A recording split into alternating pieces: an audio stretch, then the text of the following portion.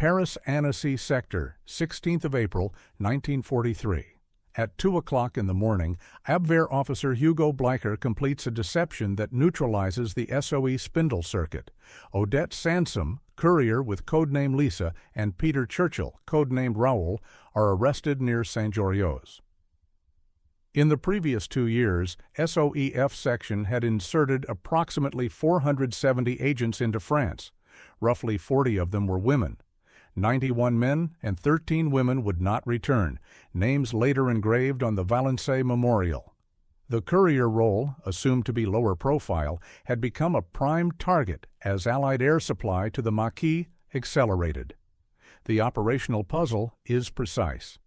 How did a courier's movement of messages, codes, and liaison enable arms flows that peaked in April through June 1944 at 331, then 531, then 866 drops? And why did Sansom's capture fail to reverse that climb? Her silence under interrogation preserved routes and identities long enough for supply to surge before D-Day. London and RAF Tempsford, October through November, 1942. On a duty board at Tempsford, a Westland Lysander flight schedule shares space with parachute container lists. In an office on Baker Street, a training file bears the stamp of Section F. Pre-war assumptions had minimized women in field roles. By late 1942, F section was standardizing 3-person circuits built around an organizer, a wireless telegraph operator, and a courier. Women were increasingly employed as couriers due to checkpoint dynamics. They aroused less suspicion when crossing control points with papers or messages. The Special Operations Executive had organized its French operations into 2 parallel branches. F section remained under British control, recruiting British nationals and French expatriates willing to work for London. RF section operated under Free French authority. Both depended on the same air transport infrastructure but maintained separate agent networks. The circuit structure was deliberate. Compartmentalization meant that if one member fell, the others might survive long enough to warn London or disperse. Odette Sansom parachuted into France on the night of the 3rd to 4th of November, 1942, joining the Spindle Circuit under Peter Churchill. Her role as courier required her to move between safe houses, carry coded messages, coordinate reception committees for airdrops, and maintain liaison between the circuit's organizer and its wireless operator. The work demanded flawless French, calm under pressure, and the ability to pass through checkpoints without arousing suspicion. Air insertion relied on No. 161 Special Duties Squadron of the Royal Air Force. The unit operated Westland Lysander Mark III aircraft modified for clandestine work. A fixed ladder on the port side allowed rapid boarding and disembarkation on unlit grass. Fields as short as 150 yards. Operations clustered around full-moon windows when pilots could navigate by terrain features. Forward staging at RAF Tangmere extended range into central France. No 138 Squadron handled bulk parachute drops using Halifax and Stirling bombers. The wireless link between circuits and London used field sets coordinated through scheduled transmission windows. The B-2 suitcase transceiver, officially the Type 3 Mark II, became the standard by 1943. The set weighed approximately 14 to 15 kilograms in its case. Reception covered 3.1 to 15.2 megahertz. Transmission ranged across 3 to 16 megahertz. The modular design split into 3 boxes: receiver, transmitter, and power supply unit. Thousands were manufactured. Effective range reached 500 miles under good atmospheric conditions. The Imperial War Museum's catalog notes that more than 7,000 were made. The London Gazette citation for Sansom's later George Cross describes the framework in official language. Mrs. Sansom was infiltrated into enemy-occupied France and worked with great courage and distinction. That single sentence confirms the insertion, the role, and the institutional recognition that would follow survival. The courier role underpinned airdrop tasking and security procedures. When couriers were compromised, drop zones and safe houses became exposed. Circuit viability rested on the courier radio handshake that enabled precise drop zone tasking. Despite rising arrests in 1943, F Section continued to expand its deployment pipeline toward the invasion year. By war's end, approximately 470 agents had been sent to France. Roughly 40 were women, a scale unexpected in planning conducted in 1940. Brittany and Central France, 1943 through early 1944. A coded reception message arrives by wireless. A drop zone layout shows 3 torches positioned in an inverted L. A container manifest lists Sten guns, Bren light machine guns, Lee Enfield rifles, and Piat anti-tank projectors. German security organs anticipated sporadic resistance arming. By spring 1944, drops scaled sharply. In April, 331 successful supply operations were recorded. In May, 531. In June, 866. Parachute containers followed standardized designs. Weapons were packed in padded cells. Ammunition, explosives, and wireless sets occupied separate containers. Reception committees used pre-arranged beacon procedures. The coded message broadcast over the BBC French service, often a line of poetry or a seemingly random phrase, confirmed the drop for that night. 3 torches arranged in an L pattern marked the drop zone. The lead torch indicated wind direction. Teams recovered containers quickly, dispersed them to safe houses, and erased traces before dawn. SOE and the American Office of Strategic Services contributed different weapons mixes. British supply emphasized the Sten submachine gun, the Webley revolver, the Bren gun, the Lee Enfield rifle, and the Piat. American OSS drops included the M3 submachine gun, the M1 carbine, the Browning automatic rifle, and the bazooka. The choice of weapons reflected manufacturing capacity, shipping availability, and operational doctrine. The B-2 wireless set operated in the field under strict discipline. The 3-box configuration, receiver, transmitter, power supply, could run on mains electricity or a 6-volt battery. Frequency coverage of 3.1 to 15.2 MHz allowed operators to shift bands if German direction-finding teams closed in. Transmission windows were kept to minutes. Pre-arranged schedules with London minimized ether exposure. Operators moved frequently. Couriers relayed messages to avoid unnecessary operator travel.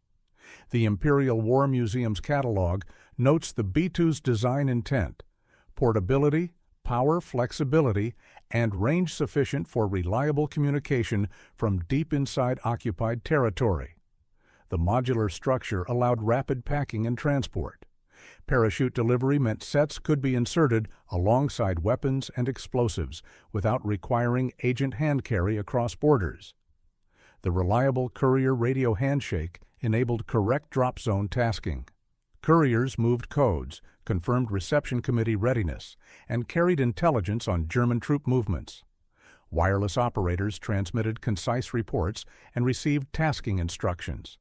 Together, the system produced accurate weapon flows that enabled sabotage cells, ambush teams, and intelligence networks to arm before the Allied invasion. The maquis armament curve rose steeply in the months before D-Day. Rail lines were cut, roads were ambushed, telephone cables were severed, bridges were prepared for demolition. The acceleration occurred while key couriers, including Odette Sansom, were already in enemy custody. The paradox is stark. A courier's arrest did not collapse the supply system. The explanation lies in redundancy, compartmentalization, and the sheer scale of air logistics. Saint-Jorioz, Haute-Savoie, 16th of April, 1943. A hotel register records names. An Italian patrol file cross-references identities. A letter of introduction from André Marsac sits in an Abwehr folder. Spindle Circuit expected a useful contact known as Colonel Henry. In fact, Hugo Bleicher of the Abwehr had engineered a sting, exploiting leaks from the compromised CART network. Marsac and later Roger Bardet became unwitting links in the chain. The arrest occurred at 2 o'clock in the morning. Italian troops accompanied Bleicher. Odette Sansom and Peter Churchill were detained at the Hôtel de la Poste. The Imperial War Museum's summary is direct. Lise and Raoul were betrayed and arrested. The radio operator for Spindle, Alexandra Rabinovich, had flagged the Henri contact to London before the arrest. Headquarters replied with a warning. Secondary sources summarized the essence as Henri highly dangerous, but the message arrived too late or was not fully absorbed before the meeting. The arrest mechanics were methodical. Bleicher's false identity as a disaffected Wehrmacht officer seeking contact with Allied intelligence had been constructed over months. The CART network, a large and loosely organized resistance structure in southern France, had been penetrated. When CART's leader, André Girard, was compromised, the network's liaison officers and couriers became exposed. Marsac, attempting to rebuild contacts, provided introductions that Bleicher exploited. Sansom and Churchill were taken into custody without resistance. The hotel setting, the early morning timing, and the presence of Italian forces ensured no escape. The detention initiated the Fresnes pipeline, transfer to Paris, interrogation, and eventual deportation to Germany. The immediate effects rippled through remaining Spindle elements. Radio silence was imposed. Safe houses were abandoned. London advisories instructed other circuits to break contact with any Spindle-related drops or personnel. The expectation within German security services was that the arrest would enable a broader roll-up, seize the courier and organizer, extract wireless codes and drop zone locations, then collapse the entire circuit and its contacts. Yet the broader F-section supply system continued to function. Compartmentalization meant that Spindle's arrest did not expose circuits operating in Normandy, the Loire, or Brittany. Redundancy meant that other couriers and organizers maintained their own wireless links and reception committees. The courier compromise stressed the circuit locally, but did not collapse the France-wide pipeline. The arrest raises a central question. Why did systemic throughput continue to rise into 1944 despite high-profile captures in 1943? The answer lies not in individual resilience alone, but in the architecture of the logistics system that underpinned resistance arming. Fresnes Prison, Paris, April through August, 1943. An interrogation room. A docket lists call signs, drop zone coordinates, safe house addresses, and liaison points. The German objective was clear: map the circuits, seize wireless telegraph identifiers, and roll up the networks before the anticipated Allied invasion.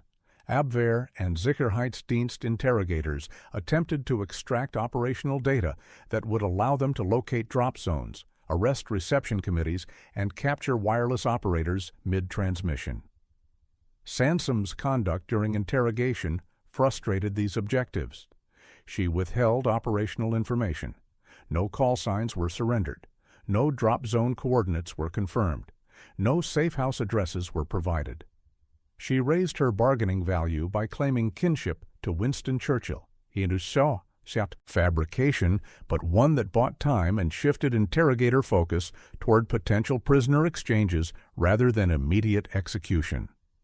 The George Cross citation, published in the London Gazette on the 20th of August, 1946, records her conduct during this period in formal language.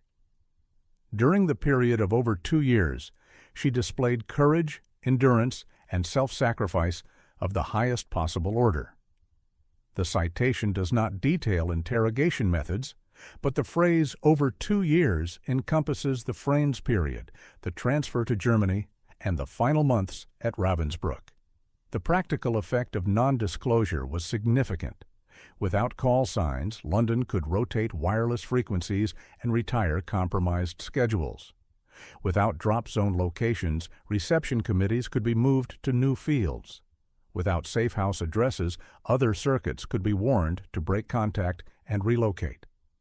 The interrogation yield was limited enough that F-section headquarters could adapt faster than German counterintelligence could exploit the capture.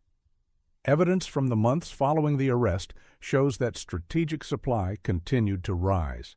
The logistics curve for weapons drops did not flatten or reverse. Instead, it steepened in early 1944. In April, 331 successful drops. In May, 531. In June, 866. These numbers represent completed operations, containers delivered, weapons received, and reception committees returning safely. The contrast is stark. Interrogators expected quick roll-ups. They anticipated that a captured courier would yield enough data to collapse multiple circuits within weeks. The reality was that the system's redundancy and London's adaptive protocols preserved operational flow. The courier's silence, combined with headquarters' ability to compartmentalize and rotate, maintained continuity of supply. The Fresnes period lasted months. Conditions were harsh. Interrogations were frequent. Yet the intelligence harvest remained insufficient to disrupt the national-level logistics that would arm the maquis for the summer of 1944. France, mid-1943. A table of circuit losses records the Prosper roll-up, the Physician collapse, and scattered arrests across other networks. German security successes suggested imminent system failure, yet circuit proliferation and geographic redundancy limited the scope of any single disaster. The question is quantitative. How many agents were lost, and did those losses degrade operational capacity below critical thresholds? F-section casualties and failures to return culminated in the Valençay Memorial, unveiled in 1991. The roll lists 91 men and 13 women who died in service. Pearl Witherington Cornioli, herself an F-section agent and circuit organizer, championed the memorial's creation alongside her husband, Henri. The monument stands in the village of Valençay, Loire Valley, where SOE training and liaison had taken place before the war's end. Women in the field remain a subject of careful accounting. Estimates vary slightly across reputable studies, but approximately 39 to 41 female F-section agents are documented as having deployed to France. Most served as couriers. A smaller number operated wireless sets or acted as organizers.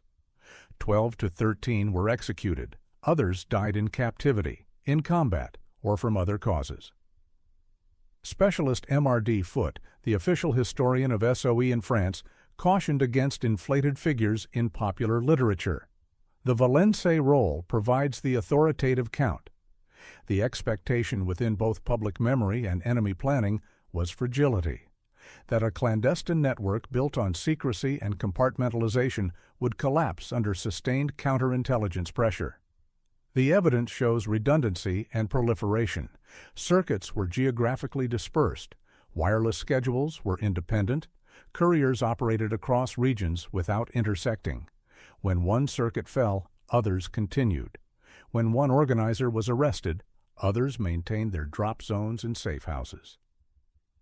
The losses were severe in human terms. Torture, execution, and death in concentration camps claimed over 100 F-section personnel. Yet air logistics remained the decisive variable. The system's capacity to deliver weapons, explosives, and wireless sets depended more on aircraft availability, pilot skill, and reception committee discipline than on the survival of any individual agent. Throughput, not headcount, predicted operational effect. The contrast between popular belief and documented outcomes is sharp. The narrative of fragile spy networks collapsing under pressure does not align with the evidence of sustained and increasing supply deliveries through the first half of 1944. The maquis were armed. Rail lines were cut. German reinforcements were delayed. The strategic effect was measurable. The Valençay Memorial preserves the names. The supply statistics preserve the operational outcome. Both are necessary to understand the role of couriers like Odette Sansom within a logistics war.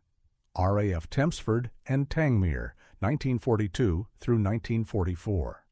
A flight line at Tempsford. A moon phase board tracks lunar cycles. A Westland Lysander Mark III, modified for special duties, sits with its port side ladder fixed in position. No. 161 Squadron handled agent pickups and landings. No, 138 Squadron and later additional Halifax and Stirling units managed bulk parachute drops. Operations concentrated around full moon periods when pilots could navigate by terrain features without artificial lights. The Lysander Mark III Special Duties variant was purpose-built for short field operations. Unlit grass fields as short as 150 yards could serve as landing zones. The fixed ladder on the fuselage allowed agents to board or disembark in seconds. The aircraft's low-speed handling and robust landing gear tolerated rough surfaces. Forward staging at RAF Tangmere extended operational range into central and southern France, allowing missions deep into occupied territory. Full moon windows governed the schedule. Pilots required enough ambient light to identify landmarks, rivers, forests, road junctions, and to spot the torch signals marking the landing zone.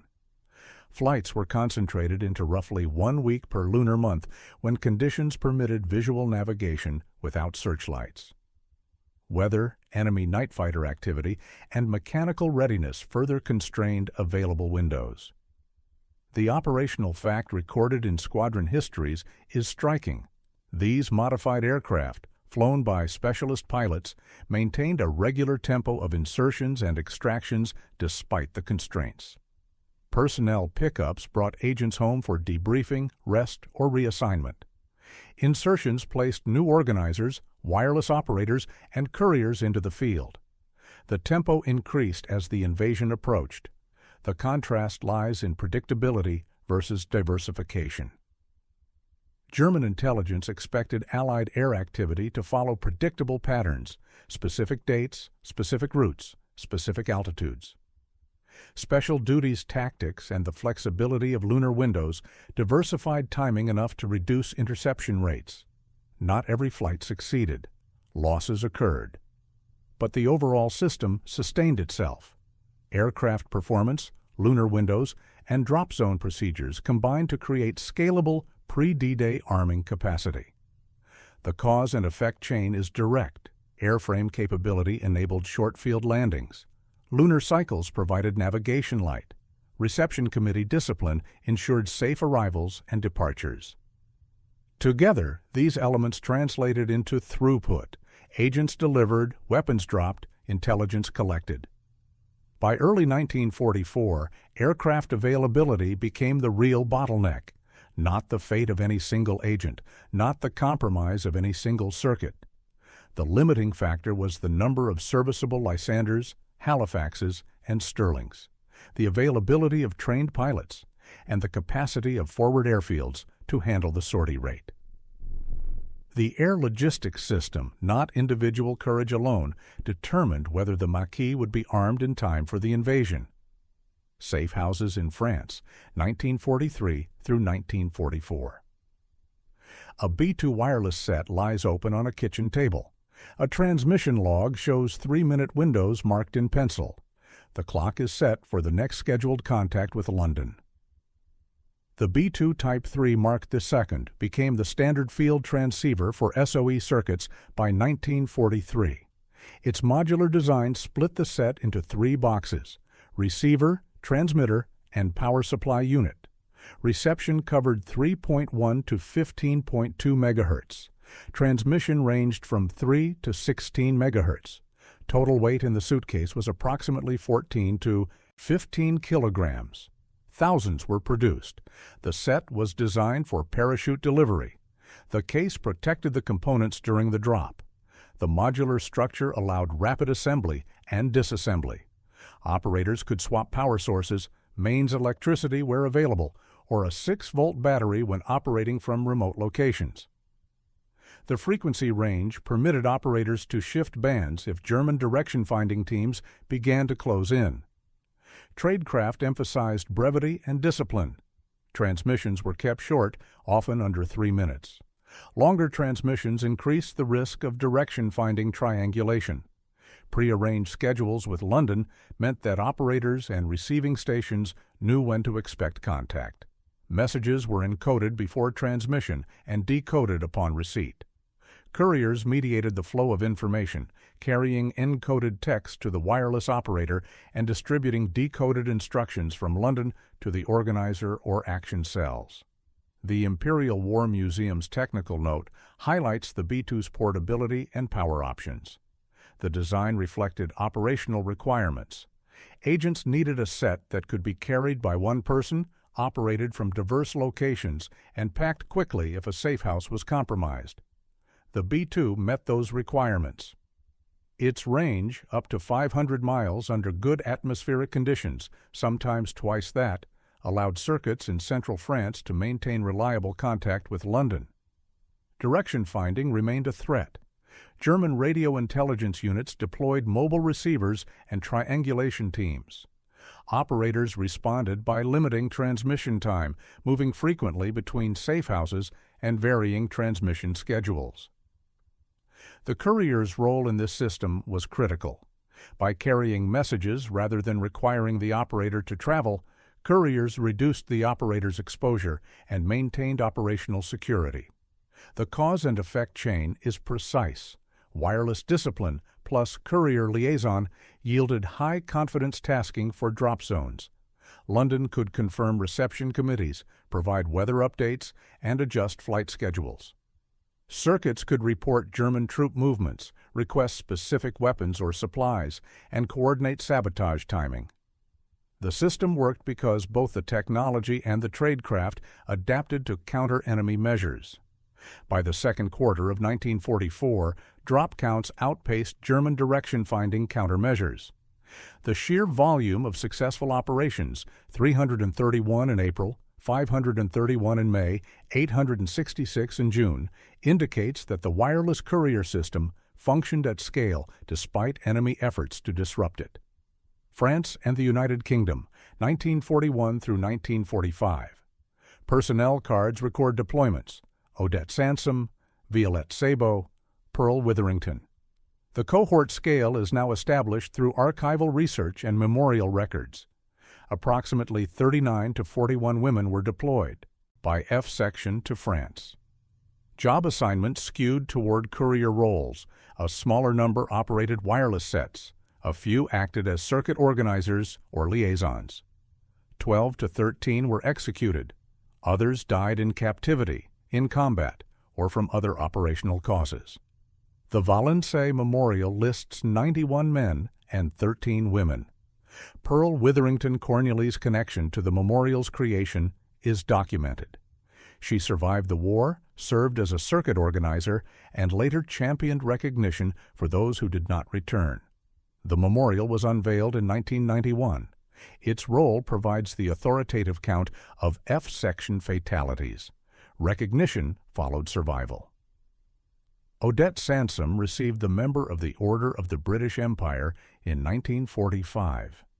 The George Cross was awarded on the 20th of August, 1946, making her the first woman to receive the decoration while living. Previous female George Cross recipients had been honored posthumously. France awarded her the Légion d'honneur. The decorations formalized the record and signaled the value that Allied command placed on the work of field agents. The contrast between wartime invisibility and post-war recognition is instructive. During the war, F-section operations remained classified. Agents' families often did not know their loved ones' assignments. Public acknowledgement came only after liberation and then through official channels, awards, memorials, and trials. The Valençay roll, the George Cross citation, and post-war prosecutions of German officers involved in agent executions all contributed to constructing the historical record. The cohort data situates Sansom's case within F-section's broader attrition and resilience. She was one of roughly 40 women deployed. She was one of fewer than 30 who survived. Her role as courier placed her in a job category that had proven both essential and vulnerable. Yet the system's design, compartmentalization, redundancy, and geographic dispersion meant that individual losses, however severe, did not collapse the network. Public recognition codified the documentary record and contributed to post-war doctrine on clandestine operations. Lessons on compartmentation, courier discipline, and wireless security entered training curricula for subsequent intelligence services. The awards and memorials translated operational facts into institutional memory, ensuring that the methods and sacrifices would inform future practice. The Ravensbrück segment of Sansom's story will link survival to post-war legal records. Her testimony and that of other survivors provided court-usable evidence on the treatment and fate of SOE prisoners. The personnel cards, the memorial roll, and the trial transcripts together form the archival foundation for understanding women's roles in F section.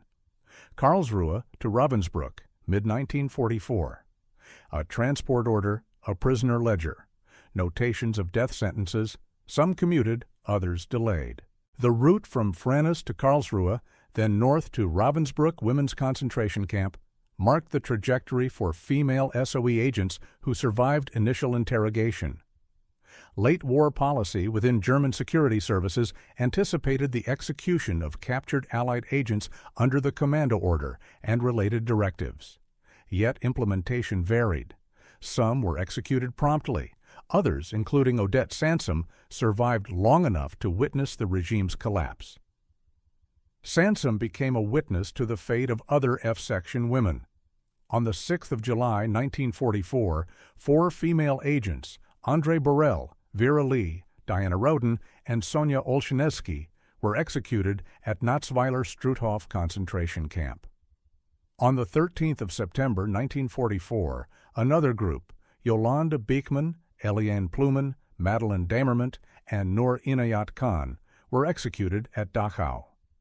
Sansom's survival at Ravensbrück meant she could later provide testimony about conditions, about the fate of fellow agents, and about the identities of German personnel involved. The Imperial War Museum's history confirms the chain: betrayal, arrest, interrogation, transfer, and imprisonment. The archival fragment is concise. The sequence from Annecy to Ravensbrück is documented through prisoner transport logs, camp records, and post-war testimony.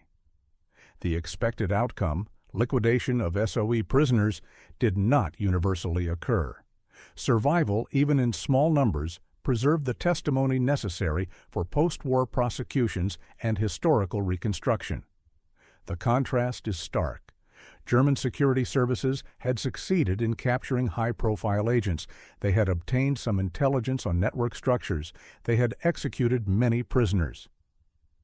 Yet the failure to eliminate all witnesses meant that crimes would be documented, perpetrators would face trial, and the operational narrative would be reconstructed with precision. The cause and effect chain extends beyond individual survival. Survivor accounts underpinned the legal cases brought against German officers after the war. The trials at Nuremberg and subsequent proceedings relied on witness testimony to establish the facts of executions, torture, and imprisonment conditions. Without survivors like Sansom, much of the evidence would have remained fragmentary or disputed. The transfer north to Ravensbrück set the stage for the final months of the war. Camp conditions deteriorated as Allied forces advanced. Food supplies collapsed. Disease spread. Yet Ravensbrück's commandant, Fritz Suren, would attempt a final gambit in 1945, a move that failed legally but inadvertently preserved a key witness. France, April through June, 1944. A board at an air operations center tracks monthly counts. April, 331 successful supply operations. May, 531. June, 866. The second quarter of 1944 represents the peak of Allied air supply to French resistance forces.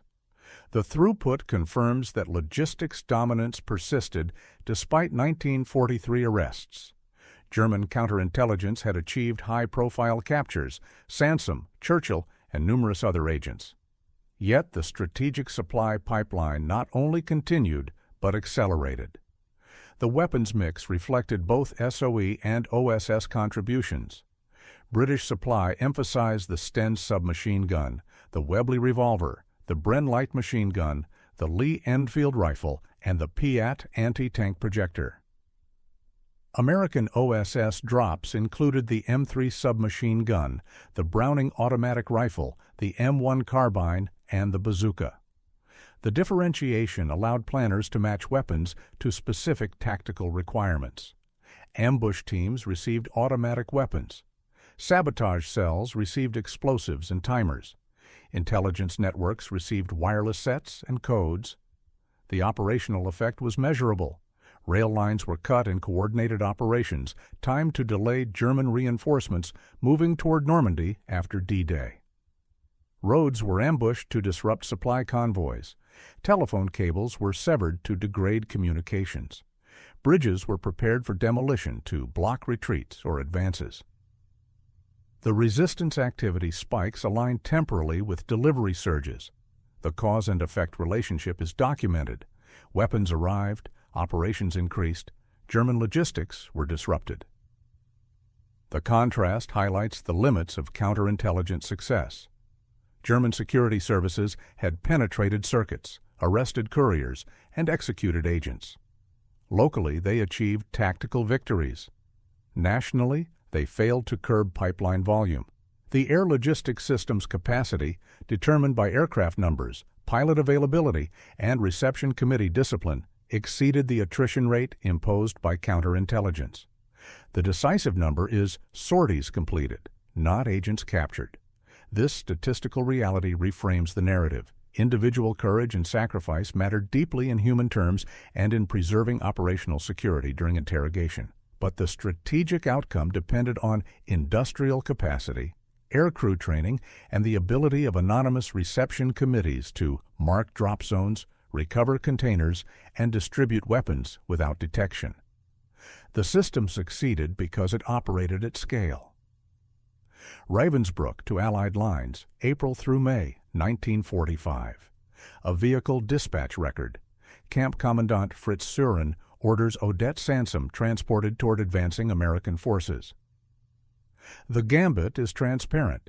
Suren seeks leniency by delivering a high-profile prisoner unharmed. The attempt fails. Suren is later prosecuted. Sansom's survivor testimony stands in post-war judicial processes. The logic of the gambit reflects desperation.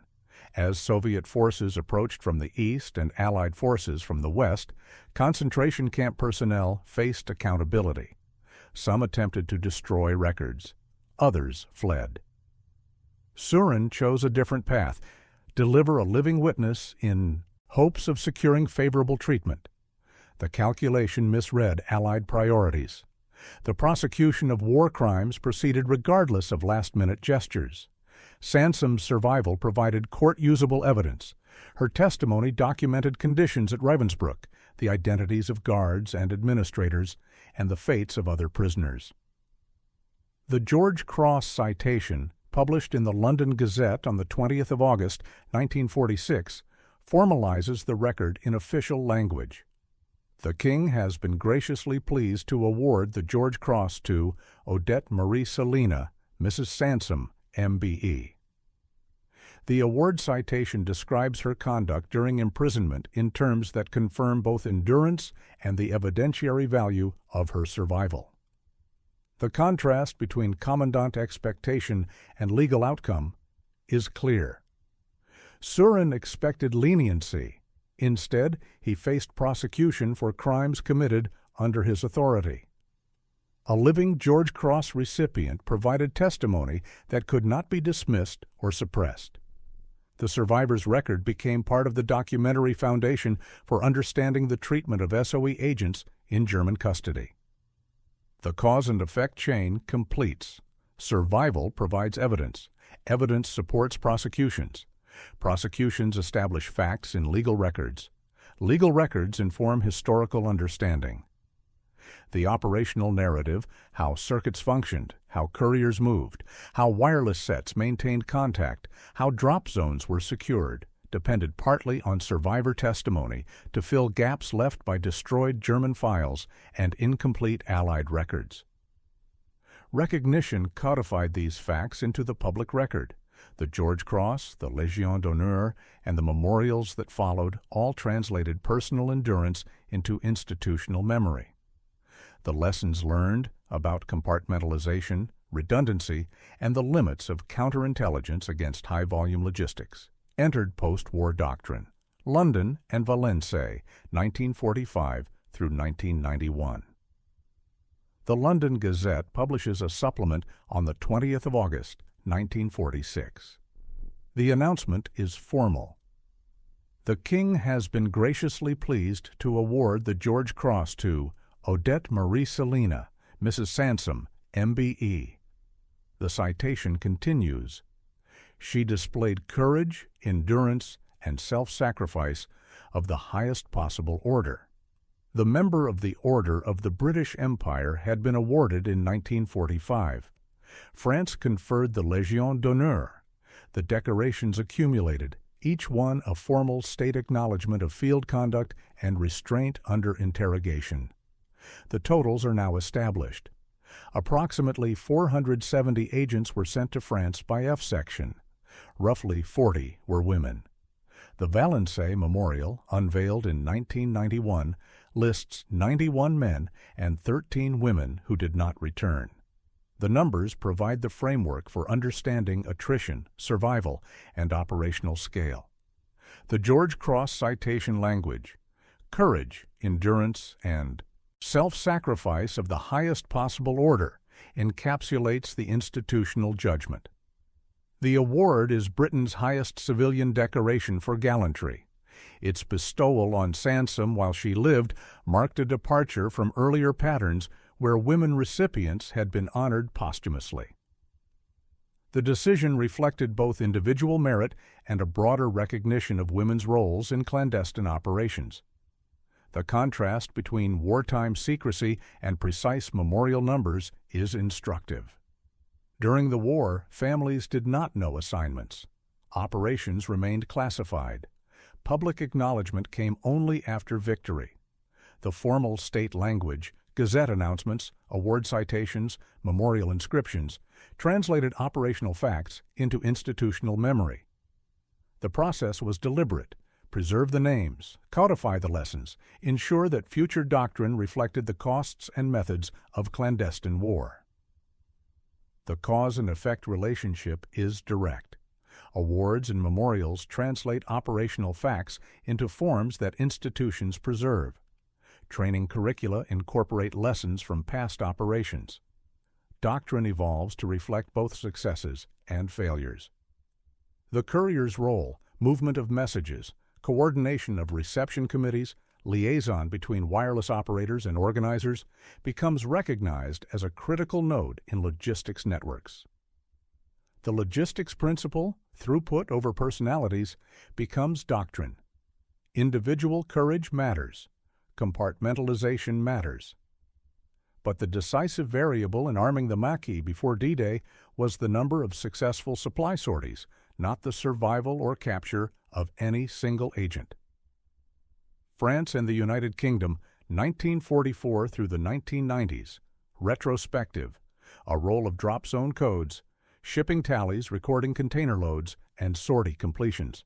War crimes case files documenting executions and imprisonment.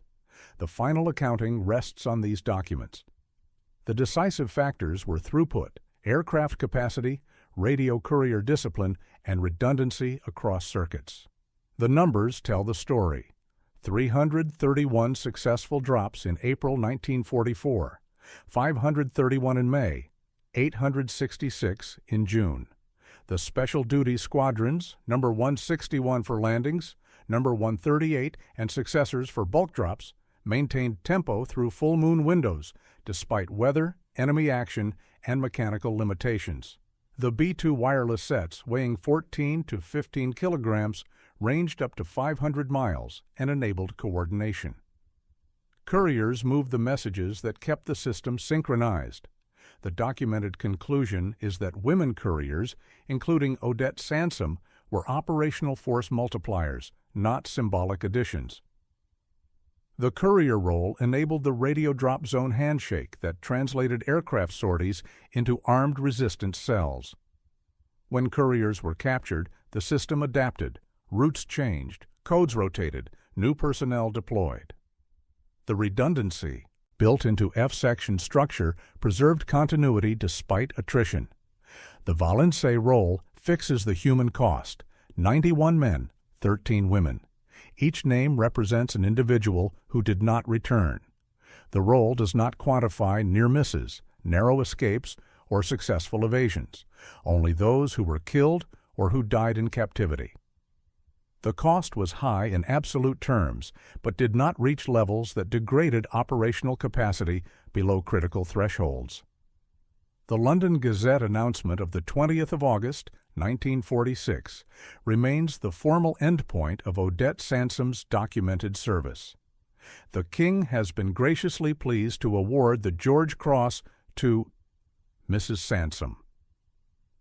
The citation language, highest possible order of courage, endurance, and self-sacrifice, confirms the institutional judgment. The calm, factual reminder arrests stressed nodes within the network. Air logistics and discipline procedures decided outcomes. The maquis were armed, rail lines were cut, German reinforcements were delayed. The invasion succeeded in part because logistics throughput exceeded counterintelligence attrition. The courier's silence preserved operational security long enough for supply to surge. The B-2 sets maintained contact. The Lysanders and Halifaxes delivered the weapons. The numbers 331, 531, 866 document the result.